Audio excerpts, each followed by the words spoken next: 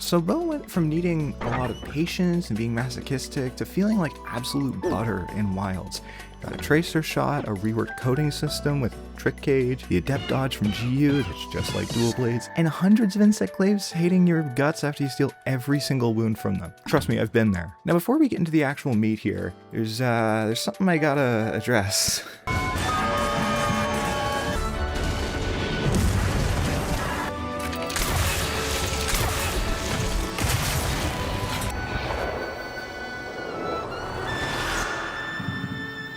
Yeah. So there's essentially a ticking timer looming over this entire series now. It'll be double the length of these at least twice over, so at least just let me have this one and you'll get your hammer, bow lance, whatever the fuck, soon. Please. Setting my horrible workplace anxiety aside, we should probably get into ranking all 27 of these things, yeah? Now, Expedition this time works a bit better for Bo than I would have expected, honestly. I think it fits the weapon a little better than what we've had so far with the other weapons, though it's partially because of the quiver. I like the canvas look a lot, and all the leather on the bow seems like decoration on top of the oarbow design, though that's certainly a lot of belts on there. About a 7 for the Expedition tree. Now I wonder if Nomura's been sneaking some designs under the table since KH4 is never coming.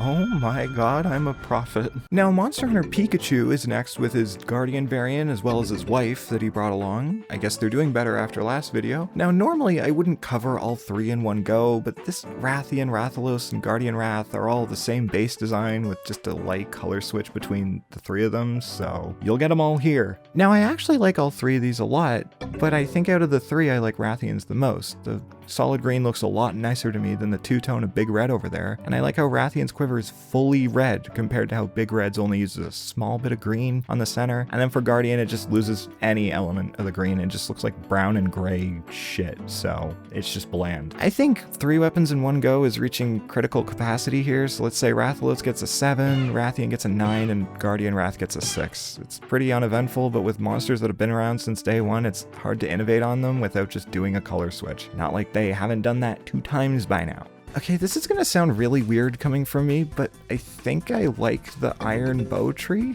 Something about the detail on this one versus the others we've seen so far really makes it stand out, and I swear this isn't weapon bias speaking. Something about seeing all the joints and screws and gears click with me so much that I think I understand Signalis fans just a little bit more now. I guess my only criticism of it is that it's the ore tree, you can't do too much with it, and I think it's a good way to show a stripped frame of a bow while still making it look neat and sturdy. I'll give it an 8 for the Ulster fans out there.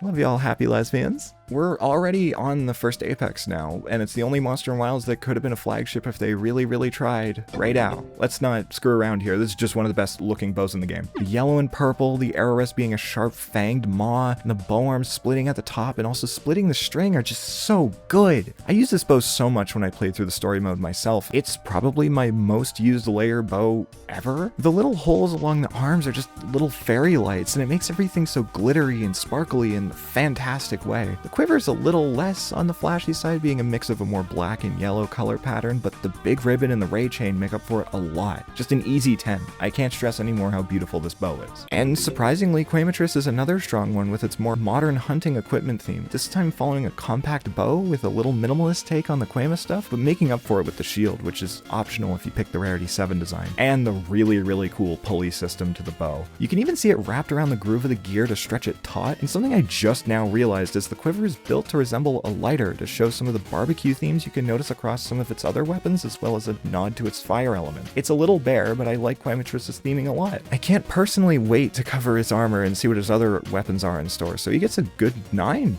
Alright, we're on a hot streak, going into personally one of the best new monsters in the game, and I think his first appearance so far since the SNS video? Zhuwu. Now, I think Zhuwu's bow is one of the best designs in the game for reflecting the monster and its characteristics. The blade on the bow tips is really interesting, and I love the bow limbs sprouting from the center like a cephalopod. And the gold wavy limbs attach onto that eldritch horror vibe that Zhuwu gives off, though something about the quiver seems really off to me. More of like a burlap sack on your hunter's waist, and while the design on the outside of the bag is unique, I don't really know about the cleavage cut that the quiver has. I feel like I have to go with an 8, even with the bow being such a strong design, just from the quiver looking a little odd. But I'm excited to see more of Juwu in the expansion or the rest of this list. He's kind of underrated as a monster, I think. Okay, I'm honestly surprised we're still getting new monsters this far into the series, but for the first time, here's Hirobami. For its first appearance, the bow is a little on the weaker side, I think. A lot of Hirobami's design have like a purpley silk look to them, and the bow is no different. But if I'm being honest, I think parts of it look too bulky? Like, the bow has a big, solid, wide frame to it, and even with the silk tassels that dangle off the arrow rest, it just rests a bit big on your hunter's back. The quiver's got a bit of an exoskeleton look to it that fits Hirobami's more isopod-inspired design. So, honestly, I think it gets a good 6, just because I'm a bit more biased to purple, if that's not entirely obvious. Alright, fun's over. We got another bone weapon. I guess it does a better job than the glaive, but it's just so plain and bulky for me, sadly. I don't even think the bow base tree weapons get much of a glow up if we're using World as reference here. Rise at least makes the limbs more narrow and aerodynamic versus the big solid bulky look, and I just hope Wilds takes more inspiration from Rise than World for evolving the bow design. But as it is, it gets about a 4 out of 10. Not much to say here, honestly. Now, if you want to see something that's not a 4 out of 10, we finally have Rachel's second appearance now with her absolutely beautiful bow. Honestly, Duna has some of the most beautiful, creative weapon designs in the entire game, and I feel so confident in saying that. It just uses every part of her. Like using one of her tendrils for the bow itself and saving elements like her hide or membrane for the jar-shaped quiver, while also taking inspiration from her locale and the general setting, like making the quiver a jar and including a lot of feathers and decorations from the Wudwuds and Kunafa influence. It's super creative and easily a 10 out of 10 to me. By the way, lesbians, Rachel's on the market for any of you who like bigger women. She's a little lonely ever since we had to stop our coffee dates. Alright, time to talk about the biggest chud in Monster Hunter, Congalala. Look, his bow is actually a bit more interesting than his dual blades. I can't say I really understand where the dumb little face comes from. The rest of the frame is just a mix of his pelt and what I'm assuming is bamboo or wood. God, I hope that's what it is. This is actually when I noticed that each bow's arrows are slightly different with the fletching. Congalala's are green to show that he practices the alpha male method of smelling like absolute dog shit 24/7 to pheromone max. And to top it off, the cutest aspect of the design to me, which is the tiny sight on the bow getting replaced with a green acorn. I'll give it an okay score, but last time I rated him I was traumatized for months, so he gets absolutely nothing. 2 hours later. Fine, he gets a 7. Just stop, please. God, I hope he dies in the expansion. Whatever. We can at least move on now to Nurcilla. Now, this picture doesn't really do this bow justice, so I'm playing my once-a-video card of just letting the footage speak for itself. I think overall, the way the limbs sprout from the middle is great, though I think it's getting a small bit common now. I sure hope we don't have another bow that looks almost exactly like this framework beat for beat. Anyways, aside from the chitin-covered bow limbs, the small jewel rests right beside the arrow rest and actually gives a shockingly rare way of visually communicating how the weapons get their elemental properties. You could argue that the orb's fluids seep into the arrow when drawn for coatings, and surprised that isn't more common with some weapon designs. Honestly, off that alone, I think I have to give it at least an 8. Good job, Nurcilla, for recovering from the glaive, at least. Can I be real for a second about our next option? Did anyone else think that Alpha Doshaga was going to get its own gear? You know, so they could keep the Rarity 7 color scheme and then just use the Rarity 8 for the Alpha one? I don't know. But Doshaga's gear, aside the armor, was always just kind of fine to me. I don't think the purple mixes well with the soft orange and brown colors, and I think that the metal spikes and frame under the solid color pelts just do a lot better job at aligning with the monster than the weird purple added in. And I honestly just prefer the Guardian design way better. Maybe it's because it just uses that R7 look as a base, but that white really pops on the brown to make it look like it's seeping into the weapon itself, like the corruption in Terraria. There isn't a ton more to say about it other than I hope whatever variant we do get for Doshaga in the future has a color scheme that better aligns with what they want to do with the weapons. I guess Guardian gets a 7 and normal Doshaga gets a 5? Alright, here's the Sponge Granny duo that I got in trouble on Twitter for not really liking that much. Look, she's had a rough few entries here, I'm not gonna lie, but I can say the bow is one of the weapons that fit the monster a lot better than the last few. Let's just get this out of the way first. Yeah, of course, they're the exact same. Arc's color scheme in general just means that the Guardian scars and markings to it will always just get washed out in the similar tones, and with the only difference being one part being slightly longer in the render image here, I think I'm allowed to focus on using regular Arcveld from now on unless they have a noticeable difference. Now, the bow tip on the top half actually uses one of her horns, which which is already more than what we saw so far aside from the SNS. And near the arrow rest, the chain blades form a nice little sight built into the handle, but the quiver is the real star here, honestly. It has a ton of tassels hanging from it and a really neat scale pattern on the reverse side that give it just a sharper look overall. It's certainly one of the stronger looks for Arc in general, maybe sitting at a good 9 each for good measure. And you can all now stop saying that I'm too mean to Arcveld. I just want better for her. And I hate to say it, I'm a bit sad over the Cuckoo bow. Look, it's not really bad per se, but it just feels so lifeless compared to the previous ones we've covered, like the dual blades or glaive. There's no part to it that stands out or gives off that silly whimsy that Cuckoo has as a monster, or even what we've had previously. It's more of a direct translation of what you'd expect for a monster hunter weapon, sadly, and I know the glaive isn't as charismatic as the dual blades, but having things like the little beaks somewhere just adds a lot of charm to what would be a fine overall weapon. So that's where the Cuckoo bow gets to go, I guess. Just an average score of 6. I guess this is where the list kind of crumbles a bit, huh? Because we have Gulgar up next, and I mean, it's fine. Fulgar's bow was already a bit lackluster to me. It feels like it's less busy, but also way too bare to really feel like Fulgar Anjanath's bow, and Gulgar just seems to do that again, but you dipped it in glue.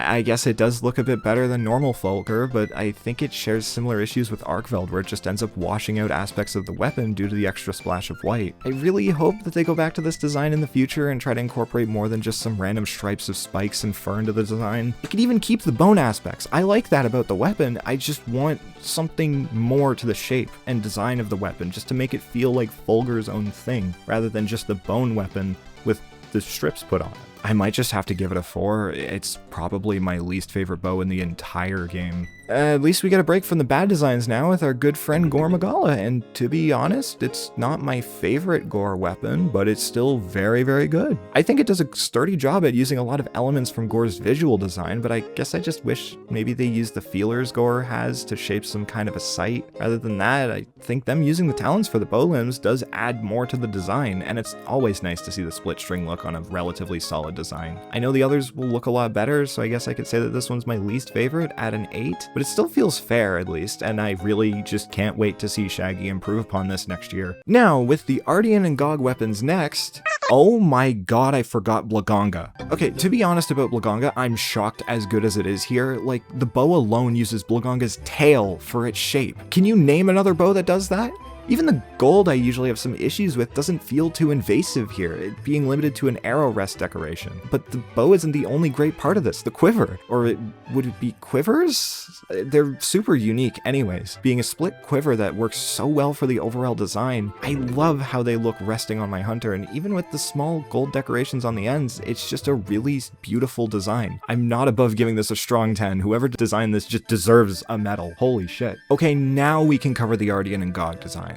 This is another weapon that doesn't quite translate well to a render, mainly because of the fully upgraded bow having an orange glow and moving gears on the underside of the weapon shell. I think when it's sheathed, it might be trying to emulate a shooting star or a comet, with the bow limbs having a more loose look to them and jingling around when you're running around, and the center of the bow pointing straight up is pretty cool with the aesthetic that they're going for. However, it does have that Ardian design curse of that oxidized copper coloring, but I guess I don't mind their execution of having each stage of the bow add another limb or more moving parts, rather than most Ardian designs that just kind of get some kind of movement or glow to them. I think it's a solid 8, honestly. Now, I might get totally flamed for this, but I kind of think Gog is more of a downgrade here. It does get a bit more unique with how much of the bow is covered with the respective color of the element, but I don't really know how I feel about the cage around the hand and the wheel spokes. I think it works more for the quiver than something that had to be pushed throughout the whole design, so it's alright, but I don't think I'd go out of my way to really pick it out of the rest of these. I was gonna give it a 6 in all honesty, but the more I looked at it, it's just kind of how much the weapon is colored, like the spikes, the small shield on the grip, and the fletchings on the arrows. I just can't help but at least give it a 7. Maybe it'll go up.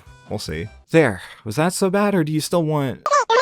Alright, let's wrap this up because clearly you guys just want what I don't. We got the title updates, the Azure Age bow and the Cosmoloid bow left now, and without further ado, it's Mr. Rotten Eggs and Sulfur himself, Nurcilla. Let's just be honest here, he does not shower. It's also a really good bow. There's a small detail that not many people would notice with this bow in particular, and it's the sound of firing the arrows. I know it's such a minute detail, but for most bows, they have a very solid sound to the arrow launch, and aside from some light exceptions, like Zhu's whistling as they fly, or the more metal weapons having a light echo of the bowstring hitting the metal frame, which in Zhu's case is more likely to the material of the arrows themselves. But Nurcilla's bow almost sounds more muted and mechanical than even the Ardian bow. I'd honestly love to speak to the Foley artist that captured that sound, or even just to know how they created it. It's so good. It's such an amazing sound for a bow and arrow. It's super cool. I think this is the best application of the Wilk shape on the bow and arrow I've seen in Nurcilla so far. The way it leans into the light eldritch horror vibes of Zoe to give the bow wings similar to some kind of biblically accurate angel or something. And I love the quiver having small black horns peeking out near the top. I think the arrows might also be made out of a light solid material rather than just be your standard arrows that we've seen so far.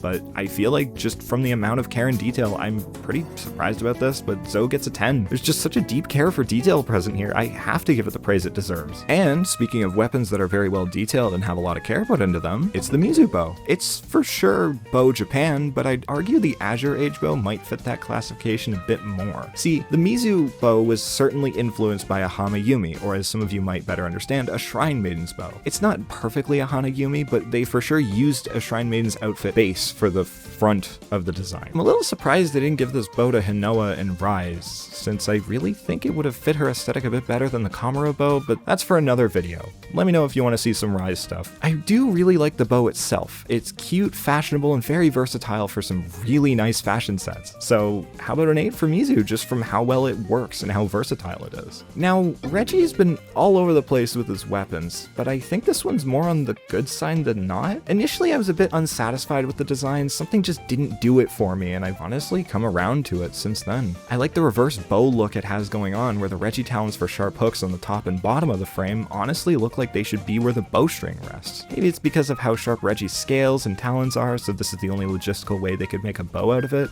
I'm not sure. I guess the only other thing I have to say about it is the bow limbs have some sharp blades facing outwards, and that's fairly neat, but it's a sturdy enough 7, I guess. Alright, time for the foot model himself, Lagiacrus, and you can't say he isn't one because the community was going rabid over his toes for weeks. I think it's probably my second favorite laggy weapon so far, though I still don't like a ton about it. I think the laggy jaw arrow rest is a really creative look for it, and the swirls on the bow being pivot points for when you sheath it, but the spikes just keep losing me sadly. I don't really know why I don't like the spikes on these weapons. Maybe there's too many for the design, or maybe it's how they have to be so present in the design itself, or why Laggy in particular has this many when a monster just as spiky as him is Rathalos and Rathian, or even Seregios if you want to stretch it a bit. It's honestly fine, I guess. The aspects I do like outweigh my cons with it, but it's probably a good 8 or so. Well, since given they've hated doing anything for the bow since TU2, we have the event weapon and the paid weapon,